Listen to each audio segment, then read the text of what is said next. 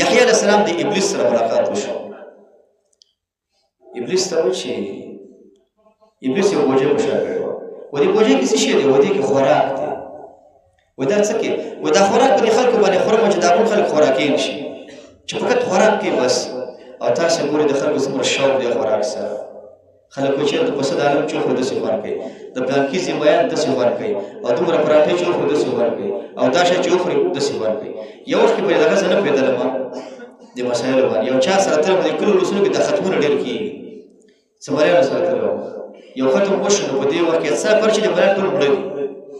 نو یو مریان د بل مریان ته وایي دا غټه کاسه ډوډۍ چې ډکه وخوري ورپسې چې یو کاسه شوروا یې جوړ کړي، وایي دا داسې لکه موټر چې ګریس ورکړي.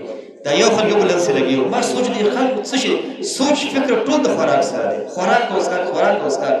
نو د یحیی علیه السلام ته دغه وایي ابلیس ویل دې کې خوراک دی، فقط په خلکو خوراکونه کوم چې د هر چا سره سوچ د خوراک، او چې خوراک دې ډېر کړ څښاک به ډېر یې، چې څښاک دې ډېر کړ شهوات دې ډېر کړ، شهوات غفلت پیدا شو، په ګناهونو به اخته. خاص کر ځوانانه طبقه چې کوم ځوانان ملګري ښځه نه لري، تاسې کوشش وکړئ د 3 ټیمونو په ځای 2 ټیمه خوراک وکړئ، ځکه بدن کې مني پیدا کېږي، د ده نه ګناهونه رامنځته کېږي، په مصیبتونو ځان اخته کېږي، ټولنه هم بدناموي، ځان هم بدناموي. پنجشنبه دوشنبه روژه همیشه دپاره نیسه، او د خپلې نکاح سوچ زر کوه. دویم ورته وایي وایي دا بل څه شي دی، وایي دا خاښۍ ده. وایي دا څه کوي؟ وایي دا چې کله څوک د رکوع نه پورته شي سمع الله لمن حمیده ووایي، دې اوبو کې به لږ دمه ځان رسوه. تاسې وګورئ زموږ زیاتره اول منځونه کوم شي دي؟ سمع الله لمن حمیده، الله اکبر. او دا زنانه څه شی وایي؟ زنانه یو بل ته وایي وایي دا پلانکي خور نامخدا په مانځه کې سخته تیزه ده، غټ ټکي اخلي واړې پرېږدي. ته چې هغې ته نامخدا وي خو نور دې هغه یې تیزه کړله، هغه ته یې ووایي چې مونږ دې غلط دی، مونږ دې تباه دی، برباد دی، خورې مورې دا مونځ مه کوه ته چې کوم مونځ کوې. حتی ماته ملګري ویل وایي زما نه د مونځ چې کله تېروي اللهم بارک نه وروسته سلام وایه. او موږ وایو چې دا اللهم بارک نه وروسته خو دعا ده بله که نه، اللهم ربنا نه بله دعا وایي اللهم ربنا پکې تاسو اوس په د پوهانو کې نه وي. دا هغه څه دي قدرمند د ټولنې جهل دی او ناپوهي ده چې موږ ورته څه دي موجود دي. ابلیس ته وایي چې دې بلې پروژې کې څه شی دی؟ وایي دې کې حسد دی. وایي دا څه کوي؟ وایي دا حسد دی خلکو کې تقسیموه، او نور اثر نه معلومېږي، ولې ویلو چې دا د ملایانو کې تقسیموه. حسد په هر چا کې زیات دی، خو ملا ته وخت کې ډېر دی. ملا کې ولې زیات دی؟ ملا د حسد د دین برخه ګڼي. ملا چې ملا وګوري بډاره کې په ذهن کې فتوا ورپرته ده، هغه د فتوی موافق دا مسیر وکړي، اما هغه شان ته مزل کوي. حال دا ده چې حسد خطرناکه ګناه ده.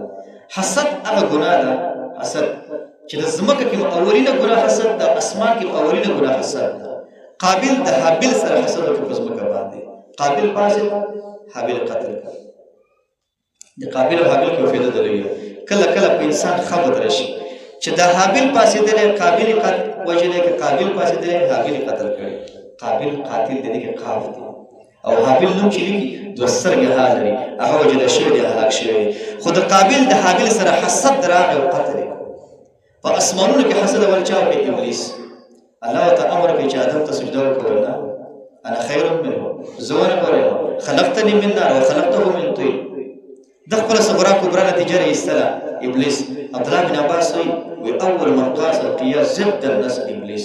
اول هغه انسان چې د نص مقابل کې قیاس چلولی هغه ابلیس دی. نو ابلیس پاس او لاندې قابل دوی د حسد راواغستل. تاسې وګورئ په دې ټولنو کې، تاسې به ګورئ ورور د ورور سره حسد کوي، تره زوی د تره زوی سره حسد کوي. حتی بعضې خلک د خپلوانو کې دومره حسد کوي چې د حد نه زیات. تاسې ګورئ په بعضې خلک وایي وایي دا باجه چې دی باجه دا خپلوانو کې نه راځي، نو چې هندوانو کې راځي چا کې راځي؟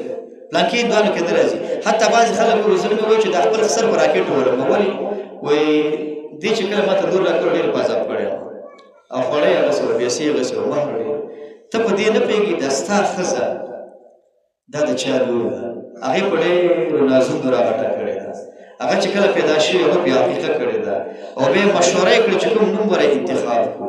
دا د هغو د کور یو ګل و، د هغو د کور یو نازول یهود و چې کله ماشوم وه د هغو وه، مصارف پې هغو کول.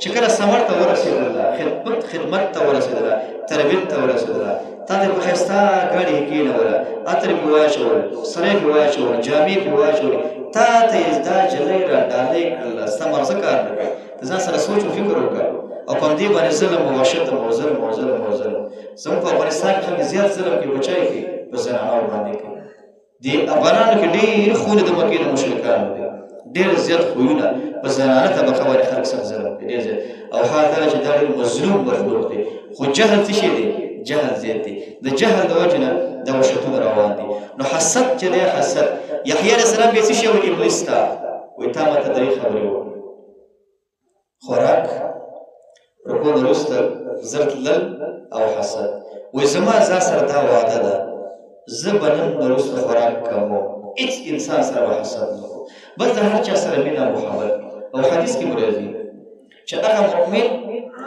لا یألف ولا یؤلف چې نه د سره مینه کېږي نه دا سره مینه کېږي دې کې اوس خیال نشته مؤمن باید څنګه مینه کوونکی وایي زه به خوراک کوم رکوع وروسته به سم پوره ودرېږم سمع الله ولمن حمده ربنا ولک الحمد حمدا کثیرا طیبا مبارکا فی دعا ورکوم خوراک هم کوم او حسد به زه د هېڅ چا سره نه کوم ځکه حسد دا خطرناک جراثیم دی په دنیا کې هر مسلمان سره مینه وکړو محبت وکړو ته په دې نه پوهېږي ستا د ارور ستا د تره زوی ماما زوی کاکا زوی د ارور ته دو سره حسد کوي بعض جاهلان دا خبره کوي د ارور ښه شی نه دی وایي کرور خو الله به ځان ته پیدا کړی وي دا زموږ د پښتنو دا ټول متلونه غلط دي پښتانه به پردی چې باندې مختر دی د ګاونډي سره جنګ دی یو ټلیفون نه ویل کاسي کوي ودانی مختر دی پښتانه چې کله ورانه کوي کنه چې کله کنزله کوي کنزله پښتانه وي بيدوي دي بيدوي چې تمام کی بيدوي خو بيدوي ده کنه موږ چې کله غیبت کوو غیبت چې شی وي یو پلان کې ډېر خراب سره دی الله دې غیبت کې نه راوړي نو څه شي کې راوړي غیبت خو دې وکړو غیبت کې نه راوړي دا یو سره د پدې روزه کې ته کې جوړ جام وبس کی وي وبس کوم کو الله دې نه تیرې زما ګوندې الله دې ته دې وکړو کې خلاصه دا زمون ډېر خبرې څنګه دي خیر او وهم کې روان دي خو بنیادی غلطي سوچ مله دې کړې خبره زموږ څنګه هغه غلطه